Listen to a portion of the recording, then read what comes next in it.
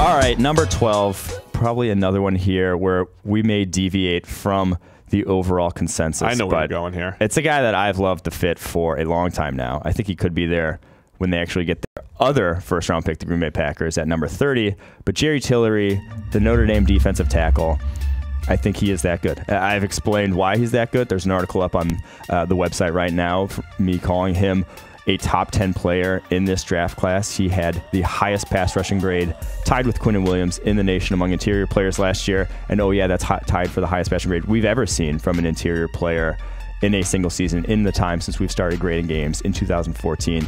He's that good. He went to the combine, was freakishly athletic there. 6'6", long arms.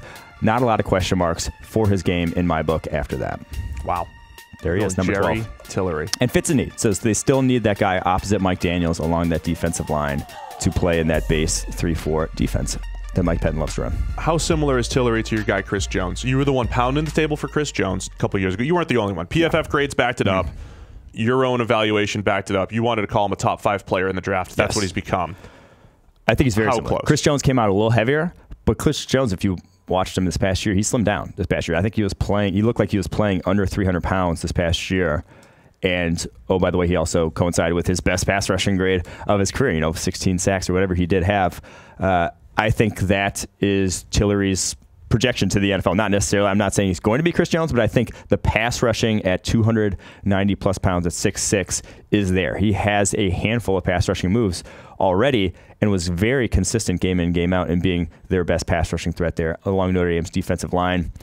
I just think that that whole package that he is at this moment is very translatable to the NFL. You just took Jerry Tillery over Ed Oliver. Correct. That's where they're ranked on our draft board as well. Yes. We're going to have Oliver a little bit lower than some other people, despite what happened at his pro day.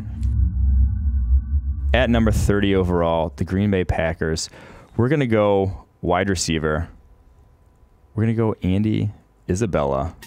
Article coming out on the website tomorrow about how he's worthy of a first-round pick. But you want to pencil him in the slot? Fine, he can go play in the slot there in Green Bay because they have a need. But he is more than just a slot receiver my eyes. Yeah. But as a vertical down-the-field weapon from the slot, he can do a lot of things that Brandon Cooks can do, a lot of things that Tyreek Hill can do in terms of challenging safeties with that speed. The fastest 40 of any wide receiver in this class shows up repeatedly on tape. If you don't get hands at him, if he gets a step on you, you're toast. Andy Isabella to the Packers, adding some much-needed speed along with Devontae Adams there. Do you know what you've done now? What have I done? With the Packers? Jerry Tillery and Andy Isabella. They won. When did that happen? In your last mock. My last mock. Jerry Tillery at 12, Andy Isabella at 30. Get ready for the Packers hate. The fans were not happy. Yeah. Isabella, this receiver I've never heard of. He's worth it. I just went Boston on you, but I like those two picks for the Packers.